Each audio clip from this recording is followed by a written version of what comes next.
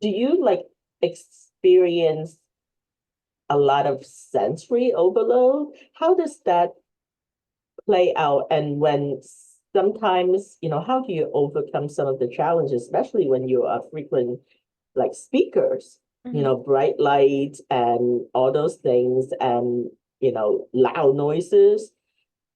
How do Mhm. you like Oh my sort gosh. of balance that? That's a great question. And I think for me, what makes it so difficult is that everything in sort of like feels overwhelming. And I say everything feels overwhelming because most of my sensory systems turned up to 11. And it also depends on how my day is going. So if I'm very tired and didn't sleep enough, everything feels that much more amplified, is that much more loud and crowded and more likely to make me feel overwhelmed in a sensory capacity. I can tune out a lot of things in this life. I can tune out crowds, I can tune out smell because I don't have a very good sense of smell anyway. So thankfully, that's a sensory thing I don't have to worry about. I don't eat a lot of different things, so the taste doesn't overwhelm me. It's usually loud and crowded. That's enough to send me through. And I think you actually got to see this kind of firsthand when we were at the reception at PTAB, is I was very overwhelmed and I was trying to either stay near the walls because that's usually where things get quieter. I was trying to avoid the chandeliers with all the crystals on them, even though I think they're very pretty to look at. Because if I look at them too long and I am overwhelmed in some way, it just feels like a lot. Or it's the thing that's going to distract me to kind of tune out the fact that the people in the crowd and the sounds of 5,000 different people talking, I know that's kind of an exaggeration, but you get where I'm going with this, Totally. that I need to somehow tune all that out. And for me, usually what I do is I figure out what is my escape plan? How am I going to handle this? Because I don't want to be the person who doesn't go to things. I don't want the person be the person who's excluded or excludes myself. I want to be a part of everything. So I'm always thinking, okay, I can stay for X amount of time. I could give out a certain amount of business cards at like a networking thing, and then I'm good. And then I did something that I feel comfortable with, and I can go home or up to the hotel room, what have you, at the end. I also always have headphones. I always have snacks. I feel like it's like being the mom of the friend group in a way that keeps me in a good I have place. snacks.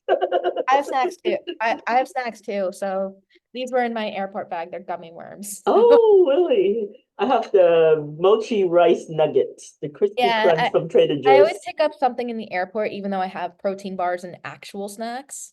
But I always am tempted by the candies. But yeah, and those things also, in a way, are sensory calming because think about how even eating can be a very sensory experience. It is for me. Like I love sometimes getting to crunch on certain things, and I feel like, oh, this is actually something that keeps me feeling relaxed or calm or something else. So it's actually very interesting for me.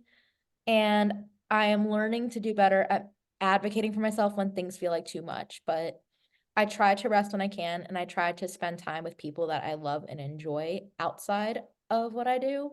I feel like for me, one of the biggest things as well is having that kind of healthy separation. Because, like you said, I travel a lot, I meet a lot of people, is I try to have a little bit of a balance between my life on the road, life at work, who I am, public facing, and also try to have a life that is for me. There's things that I do because I want to do them, like drawing for fun. I don't have to post all that on social media to have a good time or to say that it's still relevant to my life. I just can do it because I want to.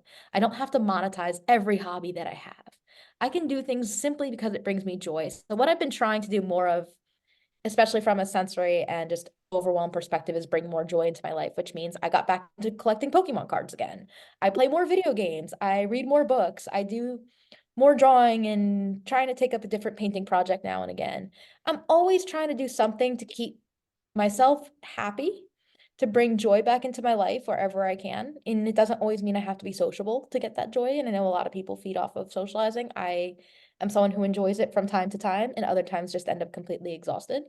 But realizing that I can balance these things a little bit better makes it less likely that I'm going to burn out and makes me feel recharged enough that I can handle the very overwhelming stuff, especially sensory wise and socially.